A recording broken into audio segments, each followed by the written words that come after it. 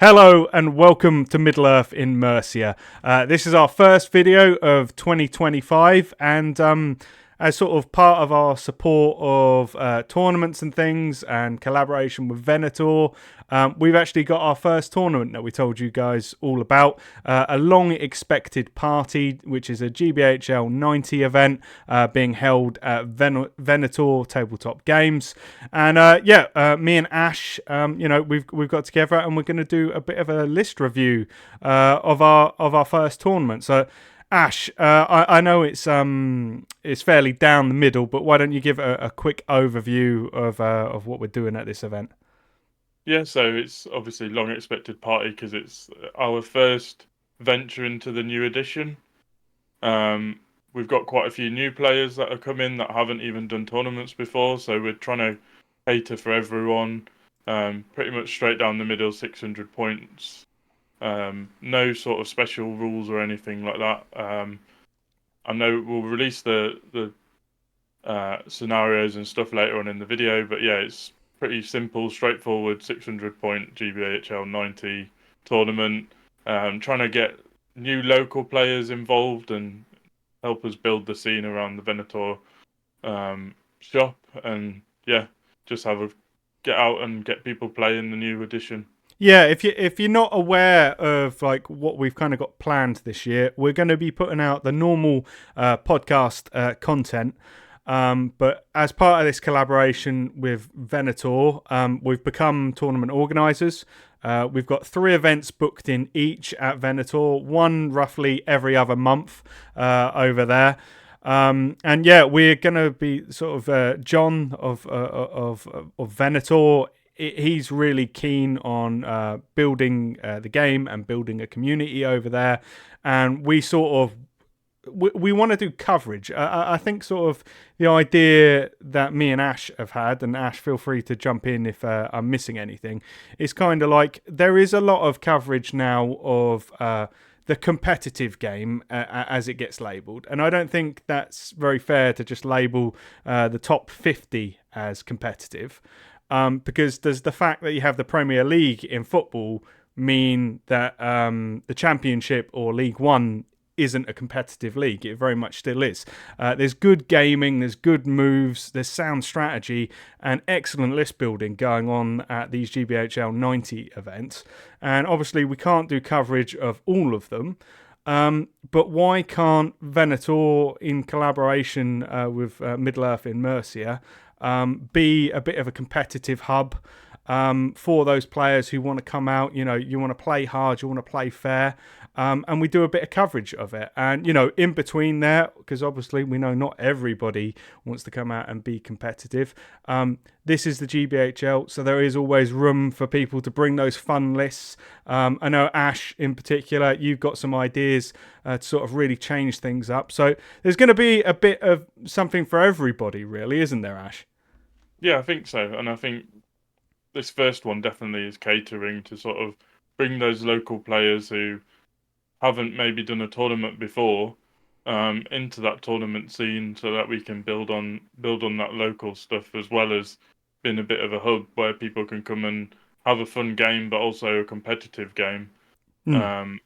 Which, and I think, yeah, we're going to try and force people, I guess, in some ways, in some of our future events, to have a bit more of a creative think about the lists and try and prevent the sort of dominant lists from happening, and rewarding sort of your list building skills as well as your playing skills, while also offering the opportunity at certain times that people can bring out the filth. I think that's going to be the thing, isn't it? There's going to be a real mix. And the one thing I would pick up on there, Ash, is I think probably force is the wrong idea, because me and Ash have spent a lot of time thinking about over these future rules packs, which you'll see, as you would imagine, in the future.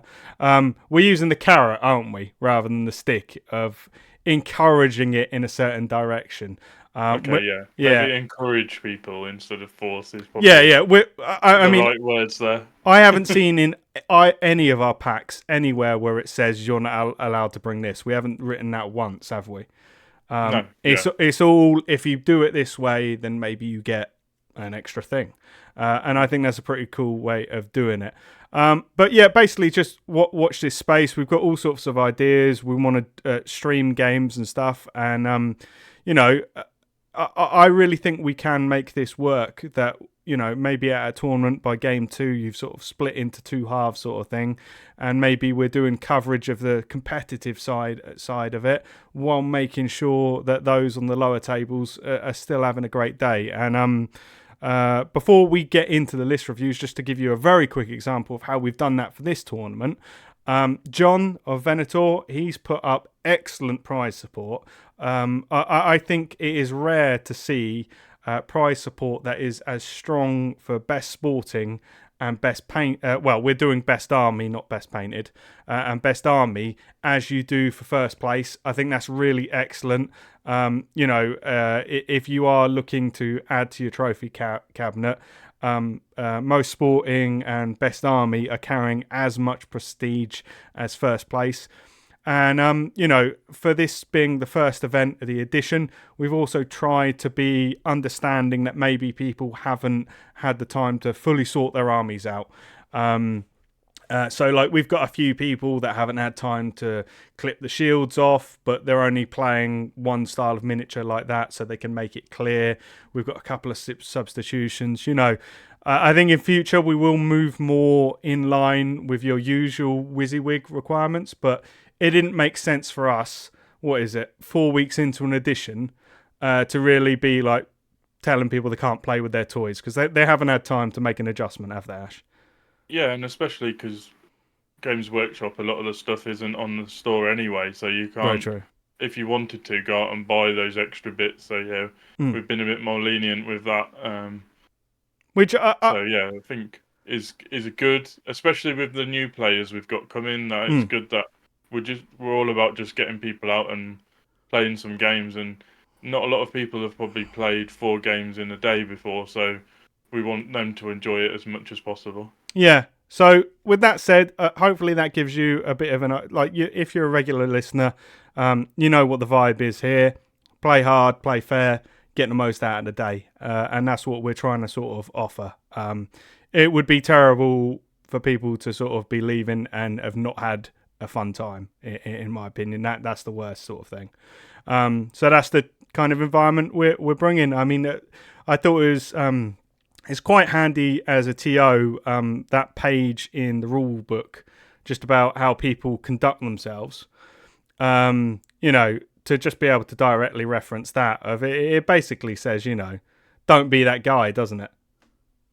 Yeah, basically. The only thing I would disagree with is you can use as coarse language as you want at my tournaments. I'm not going to penalise you for that because I will be swearing on the day probably as I drop things, forget things, and but I think we've got mostly over 18, so that'll be okay. Well, if you are a child, you have to. I think if you're 16 and under, you have to get permission, and you have to have a guardian with you. Anyway, that's part of the GBHL rules, because obviously you and me are, and I don't think John, we're not licensed to look after people's children, and nor would I want to take on that responsibility. But anyway. That's enough, waffle. We've given you a bit of our sales pitch. If you haven't bought a ticket for this, certainly do check in with us and, come to the next one. We'd love to see you. The next event is nearly sold out. So our third event will be going up soon. It's popular, so make sure you get in there. All right. Okay. We'll drop the link in the description for the next event. And if you've done it in time, we'll do the event after that as well. Cool. So that people can get on board. So because Ash we're not doing, what do they normally call it when you have people step into a ringer? So we're not doing ringers at our tournaments, because basically if you've got to play for the day, we don't really see why you shouldn't make a day of it, So because there's 2 of us and we've also got John at the store, we've got a bit of a luxury here. I am the dedicated TO. I will 100% not be playing, so you can message me, you can ask me impartial questions. I'm going to be the guy that tries to make sure you have a fun time on the day with no interruptions whatsoever. However, Ash is going to be one of our stand-in players. So he has submitted a list, which is now frozen. So we're going to show you that first, just to sort of show, he can't change this. And this is Ash's first time.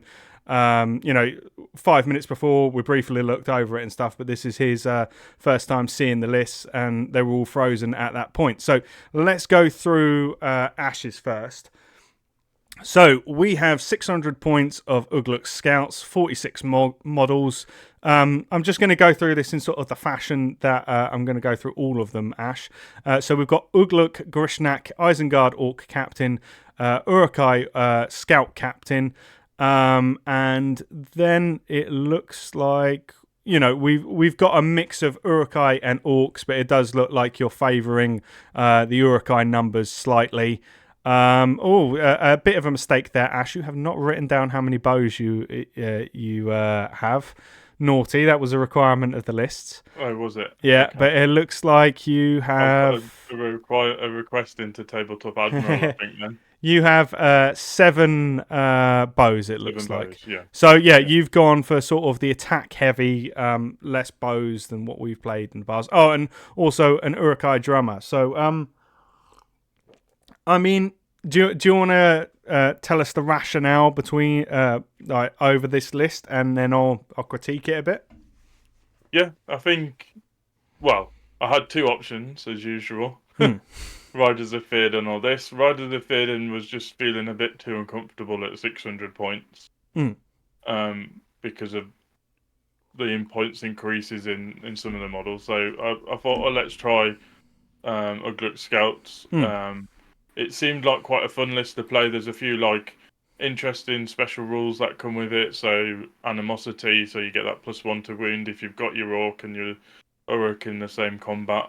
Grishnak's got some nice rules, and you sort of hinted at the events pack. I didn't know the scenarios until you just told me.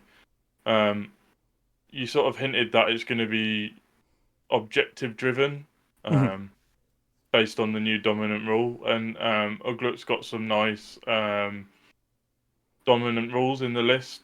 So. By the way, if you want to know what the scenarios are, wait until the end of the video when we tell you. Yeah. So yeah, he's got this cool rule about looks like meat's back on the menu. No, that's not the one. Is it? Oh yeah. Ignore me. Yeah, he's got this cool rule about looks like meat's back on the menu, where you can give Uruk-hai models fearless, and +1 to wound when making strikes if he kills an Orc model. Yeah. There's also the special rule, get the fire going, where he can kill another Orc model. Oh no, he doesn't kill anyone with this one. Where he gets all the models within. Does it say any model within objective base contact gets the dominant rule too? So that's quite a nice rule that he can give out as well. It's a bit difficult though to sort of judge that one though. If we're not, how do you know? Or you got to sort of make sure that you are in the last turn of the game to use that one. Well, I mean, so this is another thing. Those of you who have read the rule pack will be well aware, but I think it's worth pointing out. We do have very clearly defined rules on when the game ends. So there will be a timer. If that timer says that there is greater than 5 minutes remaining, you must start another turn, regardless of the scenario. Unless you're conceding, you must start another turn. If there is less than 5 minutes on that timer, you must not start another turn, regardless of what is going on. There will then be an overrun timer, and if we get to -5 minutes, there will be an immediate dice down at that point. So everybody, if you we're going to have a laptop with a timer on, so everybody should have a reasonable idea of whether it's going to be the last turn or not, based on that. Yeah, I think though sometimes you can't quite. What if your opponent takes a bit longer, and you're expecting maybe you could squeeze in another turn, and they take a bit longer, and you elapse that time? Or your opponent makes you play a bit quicker, and you think it's the last round, and then it turns out not been the last round. So it's still a bit difficult to judge, but it's still, I think, a cool rule to have in your pocket, especially for Yeah. hold round. I mean, on that, all we can really ask is everybody, do your best to play at the pace that you've been playing throughout the game, and to not excessively time manage beyond the limit of sportsmanship. It's fair to say, well, I'm going to do this because I reckon there's probably 3 turns left. It is not fair to take extra time on a turn doing needless things to try and make the game end quicker. No, yeah, definitely. I also like the fact that all your Uruk models have got a move value of 8 inches. Yeah. And that's a free thing now that they got rid of Malhir. They gave it to everyone, all the Uruks for free. I think the weakness of this list is I don't have any hard-hitting heroes. Yeah, I mean, because I just think we need to wrap your list up if we're going to get other lists done, Ash. I do think the downsides of this is Ugluk and Grishnak are now significantly weaker than they were in the last edition, mainly because of the decrease of their strikes. Fight 5 and Fight 4 also ain't what it used to be. I think you've still got the strengths here, that you've got a lot of models and you can move relatively fast. The 7 bows you've got is enough to stop people messing around with you too much, along with the 8-inch. I think probably this list's main strength is the fact that a lot of strong things don't exist in the game anymore. It'd be interesting to see how you get on. I think this is one of those ones that it very much depends on what matchups you get and how well you play it. Like you say, you mentioned all these different rules and things and these different aspects of it. They're opportunistic, aren't they? And you're going to have to make the most of your opportunities. I don't think this is I think it used to have real inherent strengths, having the D5 on the front and the Fight 4, spread across both the front and the back. Now you've got to roll the dice separate because the spear support doesn't count as Fight 4. I think it will be a harder list to get right. But like I say, there's a lot of things removed from competition at the moment. And I think, with all of these, as always, take our opinion with a pinch of salt. Because there hasn't really been any tournaments. There's been 1 or 2, and I think people are really reading in to what did well there, but nobody really knows. Now, on that topic, let's move on to another list. I think you said that Aaron's one you thought was the strongest troll list, didn't you? Given your hint, and then obviously you telling me the scenarios, I think so. Interestingly, all 3 trolls lists that we've got are different. So they've not all chosen the same special rules, but I think Aaron's, in this case, have probably got the better special rules. So we're only going to... if you can pull up these special rules, Ash, so we can quickly refer to them. We've had... Is it 3 trolls lists submitted, Ash? I think it was. Yeah, it's 3. Yeah, so 3 trolls lists submitted. And I think this is a reaction to the fact that trolls did do very well at one of the recent tournaments. Like I say, it's 1 tournament, so I don't think we can read in too much to that. But essentially, what the trolls list is that you've got these standard prices for the 3 trolls. You've got to pay 150, 130, 120. And then they have a series of 50-point upgrades that they can choose. As I say, because there's 3 of them, we're just going to go through one of them. So Aaron has selected Warm Fire, 50 points. Is that the one that makes it nighttime, Ash? No. Okay. Warm Fire is nothing like a Warm Fire. So basically the campfire effects are increased from 6 to 18 inch. I don't know what the campfire I think it's a banner or something, isn't it? And they can place the fire anywhere outside. Yeah, it's a banner with a range of 6, but it's got an 18-inch banner now, and they gain the resistant to magic rule and a bonus of +1 to any courage test. Yeah, so and they can place the fire anywhere outside of their opponent's deployment, I believe. So you can place that smack in the middle, and you've got good coverage there. I'm not 100% sure whether it's worth 50 points. It is a lot of points, but yeah. Then there's Dominant. You were telling me about this earlier, Ash. Yeah, so that's dominant presence. So basically, whilst either Bill, Bert, or Tom are within 3 inches of an objective, they are automatically considered to be holding it, and the opposition are considered to have no models within range of the objective marker. If models from both sides of the special rule then confers this effect, and the applicable models are within range of the same objective marker. Okay. Neither army gets that special rule, but I can't think of any other model that has this special rule that might be at the tournament. So that's quite a good one considering we're going heavy objective based. And then we've got Full Bellies, 50 points. Which is that the one that gives them 3 might, 3 will, 3 fate? Yeah. Yeah. So I think all of the lists have taken that. All of them have got that one. Then Rumbling Momentum, 50 points.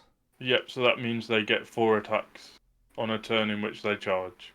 Yeah, so the hint that I put in the tournament pack was to take heed of the new Dominant special rule, which was basically a hint to look at the scenarios where Dominant could possibly be relevant. And if you want to know exactly what those scenarios are, you're going to have to wait until the end of the video, or they will be announced on the Facebook page a short time after the launch of this video. But if you want to get them right now, watch till the end.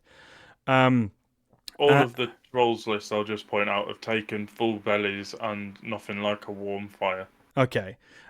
So with that in consideration, without revealing exactly what scenarios are, but I think you know, if you think about that carefully, you can tell which ones aren't there. I do wonder how this list will do. I can see them being strong, and I can see why they've been strong, but I don't know. 600 points and having spent 200 points on upgrades. I just.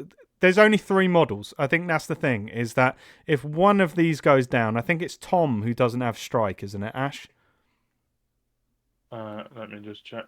So if let's say it is, if they're having to split up, I think, you know, if the scenario deems them to split up, they're in real trouble. If they can stick together, like is it Seas Ground or something like that? The one where you've got the scenario in the middle, I think they're going to be an absolute hold ground. They're going to be an absolute menace in a scenario like that. And even seize the supplies, destroy the supplies. Sorry, they're also going to be a bit of a menace there. But then at the same time, if the other person's got mobility, it's going to be incredibly hard to defend your own. So I don't know. We'll have to see. The monsters have had a massive upgrade. I know at least a few of the players that have taken the Trolls lists are like quite experienced players. So I'm expecting to see them up there.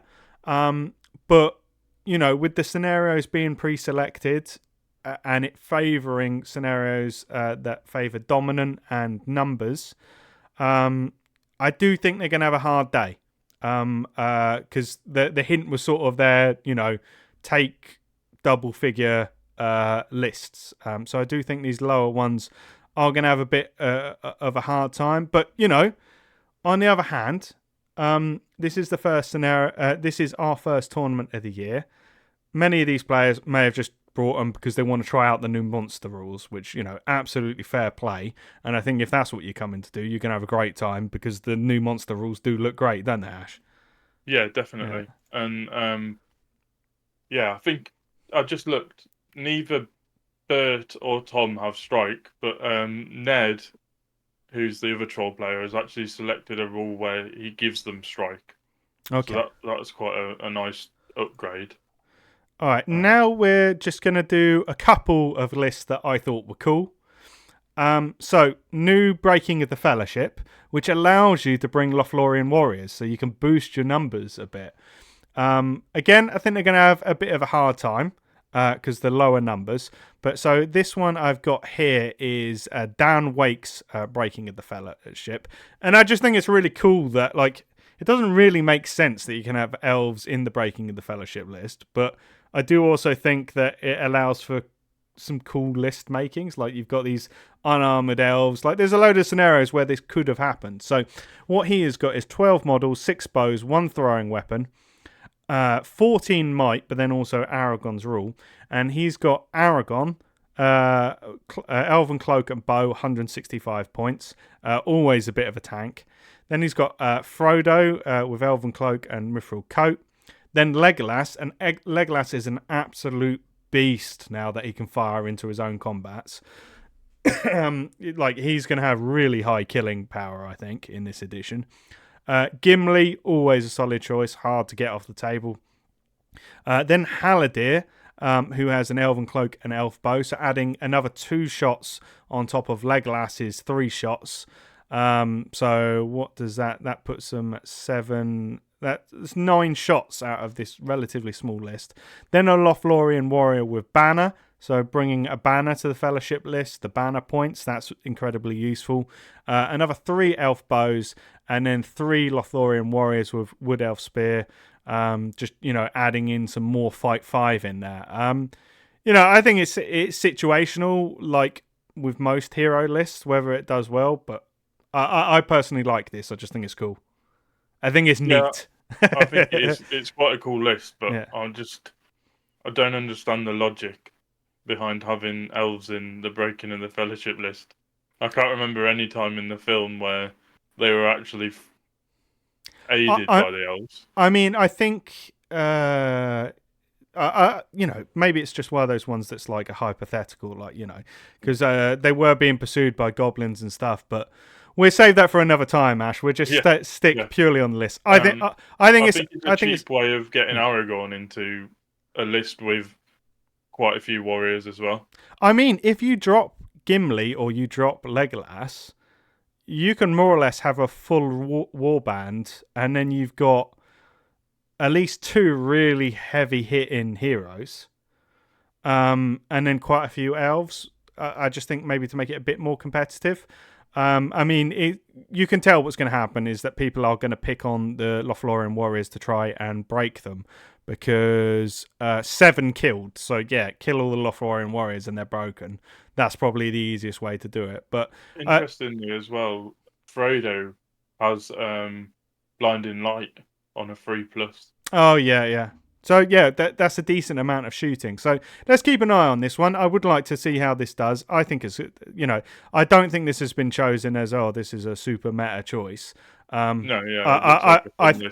think it's a cool list. Yeah, I like that. I like the idea at higher points as well, that you could see these like the Fellowship backed up by a considerable amount of elves. Maybe something I'll play in the future just for fun. All right, let's move on. There's another one I think is cool. Is Natalie's Battle of Fornost. I think this could be one to watch in terms of it's going to be really difficult to deal with, because it is led by Eärnor, last king of Gondor. He's an absolute tank, and on an armoured horse and lance for 140 points. I don't think that is a bad deal at all. And then you've got Glorfindel, Lord of the West, on Azeroth, 180 points. I think he always comes with armour now, I think, as well. I think they did away with the unarmoured version of him. Yeah, he's the mega version. So, yeah, they both hit like an absolute freight train. And then you've got 10 Warriors of Minas Tirith, mix of shield and spear. 2 Knights of Minas Tirith, they're really good value. Then you've got 5 elf bows. That's always good to have. 6 Rivendell warriors with shield and elven spear. 1 Rivendell warrior with banner. It is, for 600 points, I think it is slightly on the lower end of the model count. But I think 26 models, and you've got those heroes. That ain't bad, I don't think. That ain't bad. I would say it's above average for this tournament. But that's obviously getting weighed down by, we've got a couple of lists where they've only got 3 models. So yeah, I mean, if you think about, though, like, if Eärnor and Glorfindel, or even just Glorfindel supported by a few others, if they manage to get in combat with one of the trolls, and maybe they've used up a bit of resources, that troll is in serious trouble, especially against Glorfindel and his special rules. Yeah. Glorfindel is a bit of a beast. But yeah, cool concept. I thought it was cool as well to see. Oh, sorry, I'm using that word a lot, but there's a lot of cool lists. This is one of the new ones. I haven't seen this played myself. I'm going to be keeping an eye on this as well. Really interested to see how those like high impact heroes do at the event. Okay, what else shall we choose? Shall we go to a Rohan list? Because we've got our resident expert on it. This is an old favourite that you will have seen at many tournaments. Sorry, whose list is this before I go through it? So Jay Davis's list. Yeah. So they have chosen Defenders of Helm's Deep, a mainstay of especially the season early last year. But it is a bit of a new look list, isn't it? They've done a bit of tweaking to it. So you've got Defenders of Helm's Deep, led by Theoden with Shield, Haleth with who costs 30, a load of warriors in that warband. Then we've got Legolas, as I say, I actually think is an absolute beast this edition. Now he can shoot into his own combats. Aldor, some more warriors, Gimli, a load more warriors, and this is a model count of 35. Most notable, it is not including any elves apart from Legolas. I do think it would be a better list if it did have some elves in it. I think replace the Rohan bows with elven bows, I think. Yeah, for sure. That would be a no-brainer. They're less effective now that you can't have them with bows and spear, but maybe they've just... Gimli, it's quite thematic, really. We've got Legolas and Gimli with their special rule. They can, have their competition. Most notable, what has changed in these sort of lists is that you're going to be seeing Gamling's banner a lot less. It's a hell of a lot less effective now. And is quite a lot of points for what it does. No elves with bow and spear. But, this is an interesting, different way to run this list. I do think it's going to struggle because unless I'm incorrect, I don't think there is any way for this list to get access to Fight 4 on its warriors as this one is written. Can you think of anything, Ash? Oh, no, sorry, Haleth can boost them, can't he? Yeah, so Haleth, no. Let me just check. I'm just checking they haven't changed it. Come on, dead sound, Ash. We can't have dead sound. Ah, okay. Yeah, you can. So they get +1 to the fight value on Rohan infantry. So yeah, that's a bit more difficult to bring about. So they can get that if they need. I would have preferred to have a few elves in there scattered about. I know it's not as effective as it once was doing the spear support, but on the other hand, we are inviting a lot of people to just grab what they've got and come out and play with what they've got. Maybe this is what Jay had off the painting desk, and maybe the elves are still to come. Cool list, different way of doing it. I haven't seen any I dislike yet, Ash. This is great. It's as you say, cool. Yeah, I honestly think... it's nothing to do with us. It's just the spirit of the players we've got coming. I haven't seen any feel bads in any of these lists that are going to be like, I do not want to play against that. Like it all seems cool. I'm really sad I'm not playing. Okay, I think. What's it feel good for me? Where is Fang gone? Because that's another monster list we'll quickly mention. Yeah, we can do that quickly. So Nathan who is a member of the Centurions of Mercia, which is the new GBHL team that Middle-earth in Mercia is running in conjunction with Venator. So this is one of the other monster mash lists that we've seen. It's a quick one to go through. 6 models: Merry and Pippin, Ent, Treebeard, Beachbone, Birchseed. We all know what Ents, we know what they do. I'm more inclined... This still has the downside of there's only 3 models, technically. 4 models.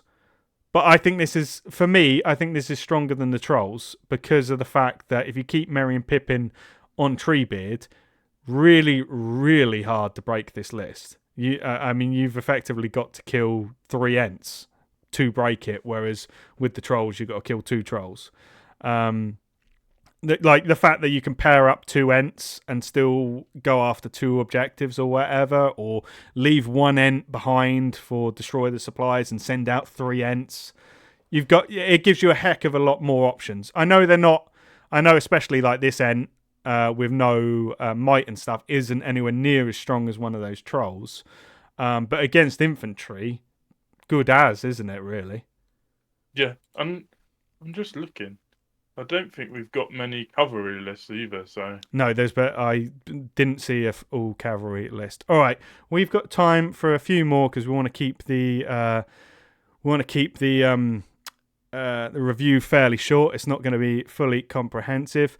Why don't we do a friend of the podcast, Joe Gonzalez, number 1 player out of Gibraltar, has robbed me of a tournament win in the past.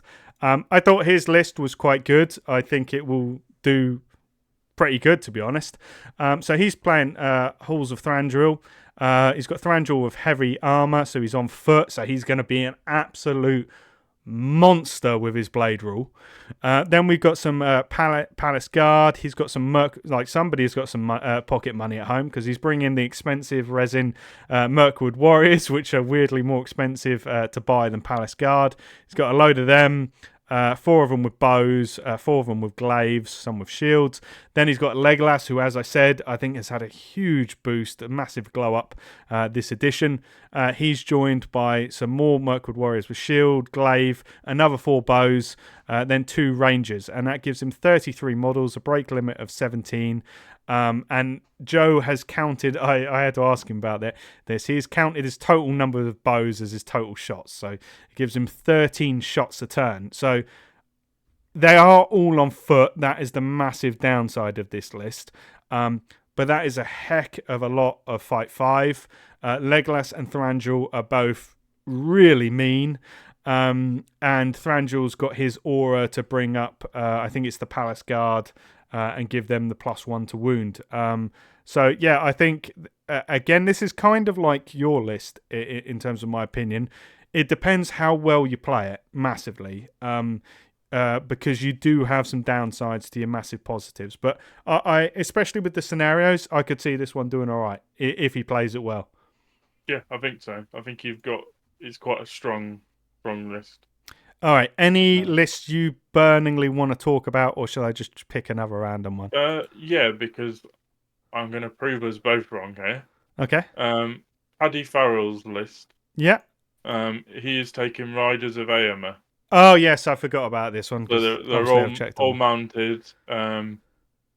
I thought the big omission. A lot of cavalry. I thought the big omission in this one though is obviously there's no Gandalf the White, so they can't use their big rule. I understand a reason to exclude him is that he costs an absolute fortune. But they miss out on that. And they miss out on the Come on, Ash. Having Royal Guard. Yeah. Royal Guard. Yeah, but I meant that, things that they could actively choose. Well, they only get that one rule once per game. Yeah. So they're not missing a lot because they get +1 to their strength on the turn which they charge. Riders of Rohan now get +1 skill on the charge no matter what list they're in. For audio only listeners, we should quickly say what's in it. 600 points, 27 models, a massive 25 bows, 5 throwing weapons, makes broken 14 killed, quartered 6 remaining. He's got 5 might and Aemir with Firefoot with armor and shield, 140 points. Captain of Rohan with heavy armor and shield, and then just the rest. The other 25 are Riders of Rohan, which is why they managed to have those 25 bows. I think this could be. I think this could be interesting to see how it does. I mean, obviously he's restricted to Fight 4 on the charge. That is now inbuilt in the Rider of Rohan profile, so you always get that. Yeah, I mean, it's going to be situational, isn't it? If he comes up against a list that has no bows, you could have a real field day with 25 bows and you can move around Yeah, and stuff. it's a good list for doing some skirmishing Yeah, with. you could do a lot of skirmishing really effectively, soften them up, and then go in for your charge. Against these all monster armies, it could do quite well. Just get in, I don't know, 3-4 turns of shooting. If you can get 100 bow shots on there, you're going to chip something off, aren't you? With a bit of luck. But yeah, that's an interesting one. All right, two more, and then we're going to call it. Let's do another all monster one because that's really quick to do. This is Misty Mountains, Los Barfoot. That's the one I just don't. Yeah. Yeah. So Gwalior, 2 eagle fledglings, 3 great eagles. I think this is fairly similar to the Ent one, really. You have 6 very powerful monsters, and they have extremely high mobility. I think this will be difficult to deal with unless you've got an appropriate amount of shooting to really restrict their movement. If they're able to do what they want, you could have a bit of trouble here because they can really, for instance, if you've got 2 heroes, what I would do with Gwalior is I would spread out a bit, wait for an opportunity to attack an area that maybe doesn't have a hero, do a ton of damage, and then you just call a heroic move and you get out of there, and you repeat that process until it's high enough chance in your favour that you can win in a fair fight. But if somebody's got quite a lot of shooting, that could cause you some problems and cause you to go into combat earlier than maybe you want. That kind of high mobility is always difficult to deal with. But I have beaten an all eagle list in the past, but obviously they are more powerful now. Yeah, and the Gwahir's got dominant 4, so objective based you get 4 for him, 2 for the fledgling, so technically you've got 4 models there. Yeah. And then the Great Eagle, he's got 3 Great Eagles, which are dominant 3, so that's another 9. So that is quite good on the objective scoring. And also, I've just seen that they get +1 strength when they charge. So Gwahir is a strength 7 model on the charge, which is just that could do some nice damage if they come up against the troll list. Okay, let's do another Centurion. We'll do 2 Centurion of Mercia lists as they're the home team for the event, and then we really will call it there. So we've got Dale Hasty's list here, which is Minas Morgul. I think this is an interesting list because of the special rules it gets. Witch King on Fell Beast, 8 orcs with shield, 8 orcs with spear, 1 orc banner, Ring Wraith on horse, 6 orcs with shield, 6 orcs with spear, 1 Mordor troll. So all the orcs get Blades of the Dead. So I think this list would be a lot stronger if you were using Morannons. I think I'm correct in saying you can use Morannons in this list. That would be pretty awful going up against Blades of the Death of the Dead on Strength 4 models. You can't put it on Morannons. Oh, I'm incorrect then. You have to have it on orcs. Just orc warriors. There we go. We're all still learning this new edition. So yeah, that's why he's gone with orcs. I'd still think that's pretty good. Strength 3 against people's courage. More often than not, that's going to be a better equation than your strength 3 on your D6 most of the time, isn't it? Because you're like, if it's even if it's courage 4, you'll be wounding on 5s rather than 6s. If they were D6, so that's pretty good. He's got a Mordor troll in there. I think that's quite cost-effective, hard-hitting power. If you play that well, make sure he doesn't get taken down by a powerful hero. It's going to be really difficult to deal with. And then the Witch King on Fell Beast, he has had a massive, I don't think you can understate how big a downgrade it is in terms of magic, but there's still plenty of hitting power there, and the Fell Beast is going to bring that in spades, isn't it? Yeah, I think this is a good one. I know your fight skill's not there, but if you can get the Witch King in there to help you, I think getting your orcs in combat with the troll, with Blades of the Dead, their courage, well, what would be courage 4? Obviously, it's 6+. So that you're wounding a lot easier than you are Only Um, only downside there is obviously you're going to have terror, so you're going to have a hard time getting in there. yeah, yeah. But I think for this list, if I were giving some advice to Dale, if he's listening, hi Dale, if you are, you've got to make the fell beast and you've got to make that troll work. They have got to earn their points. I think your orcs, like you say, they'd be really useful for like mobbing things. But in general, they ain't going to get the work done because you've got a relatively thin line there because of their defense. And once those shields are gone, especially if they've got strength 4, they're going to be falling pretty quickly. And most things are going to have better fight skill than you. But I do think the Minas Morgul list is an interesting one out of the Mordor ones. Like, Evil has been hit pretty hard in this edition. And I do think this is one of the ones that maybe there's something there. But I haven't looked too in depth into the list building yet because I haven't attended my first tournament. All right, let's do one more from the Centurions. Let's see. Just looking at David Weeks. Yeah, we could do David's. So this will be our last list. Hopefully, it's given you a bit of a taste.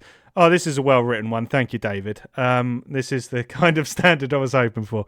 So, 600 points, 39 models. Nice.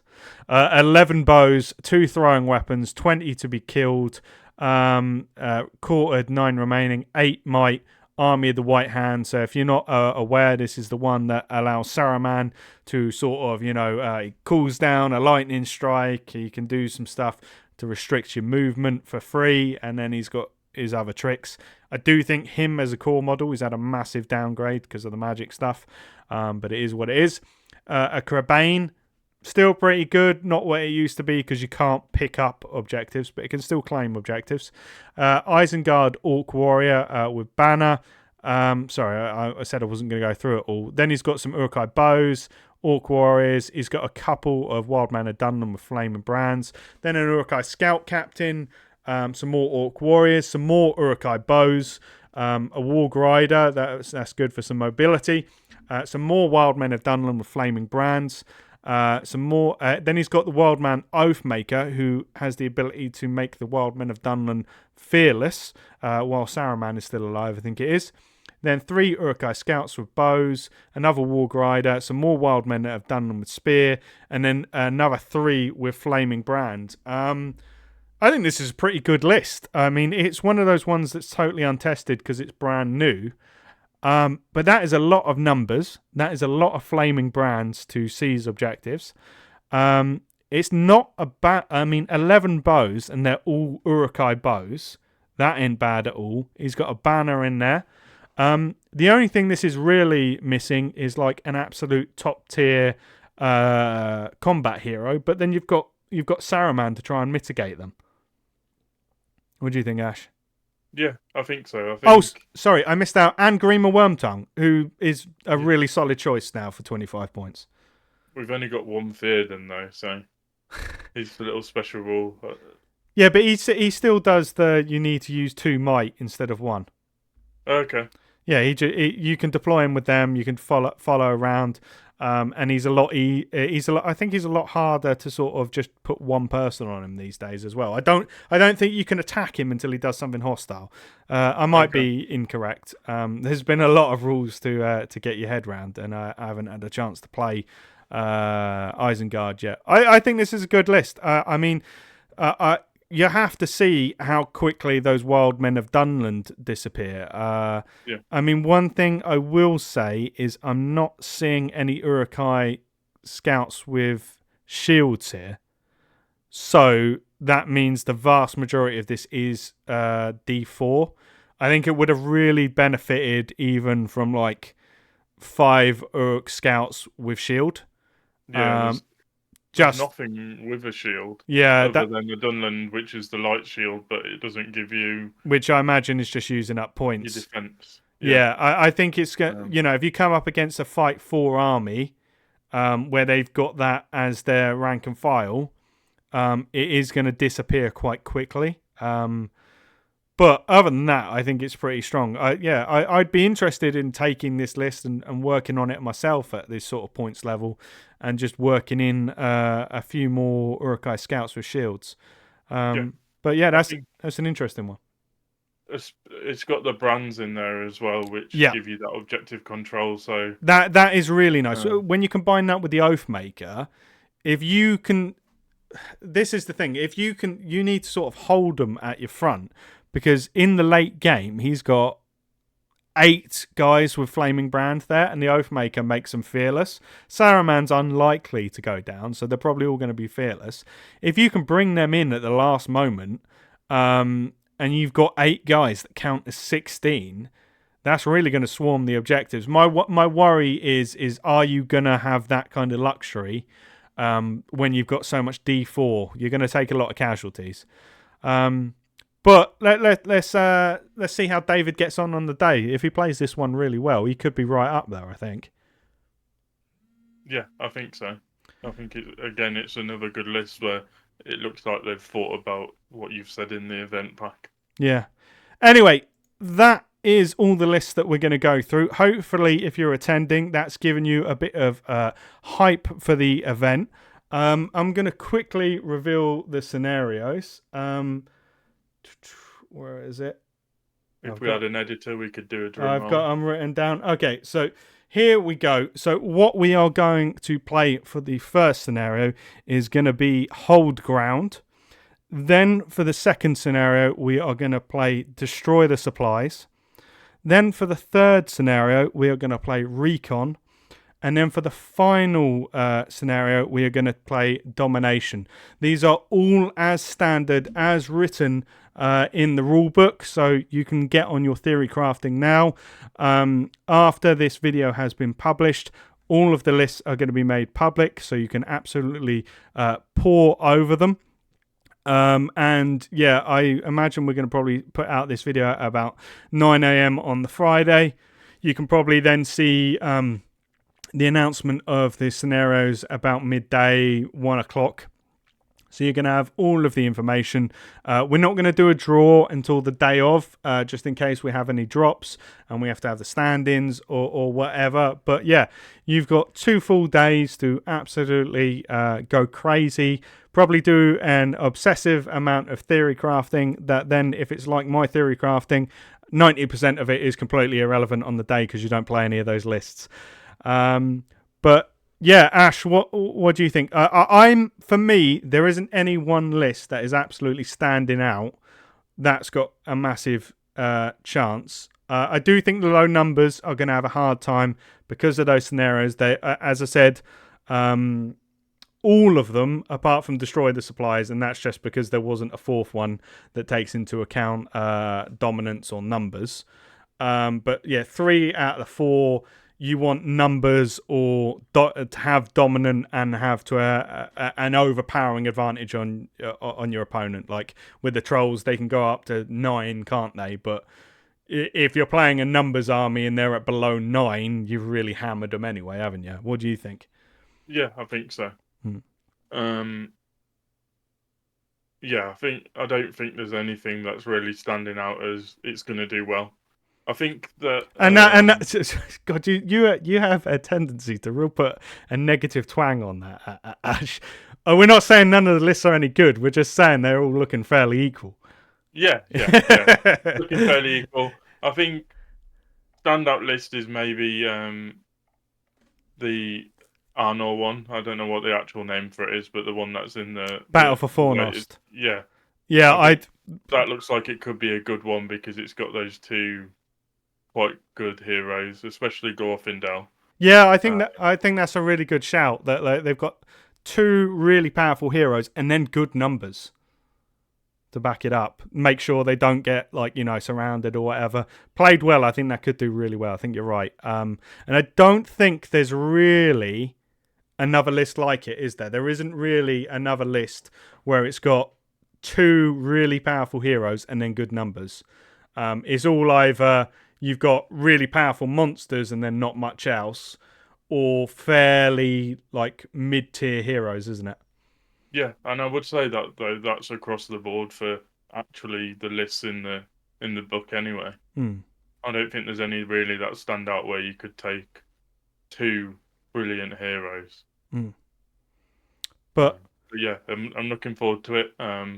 hopefully I get to play. If not, I'm sure we'll still have a good day. And Yeah.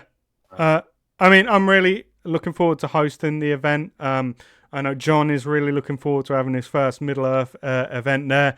By all accounts, it should be a cracking day. Have a little bit of patience with us if a few things do go wrong. This is going to be like first ever event at this venue for Middle Earth. Our first event hosting. We're not quite sure how the timings are going to work on the games because it's, the points levels have shifted a bit. We've done what we think is reasonable time in between the games and for lunch and everything. We'll be doing our best to run promptly, but if it does run a bit late, please have a bit of patience with us. But we'll be doing our best to, just make sure everybody has a cracking time. And we have 3 deserving winners for the podium at the end, and 2 very deserving best army and most sporting at the end as well. The voting for which will be described on the day. Just really looking forward to it. We've done a fair amount of planning going into it, and hopefully that all pays off. If you do need anything on the day, I'm your guy. Come and bother me at any time. It doesn't matter. And we'll be making clear whether John or Ash are playing on the day. But it depends how many people we get in at checkout and whether we need people to make up the numbers or not. But yeah, that's everything from me. Ash, do you have any words signing off?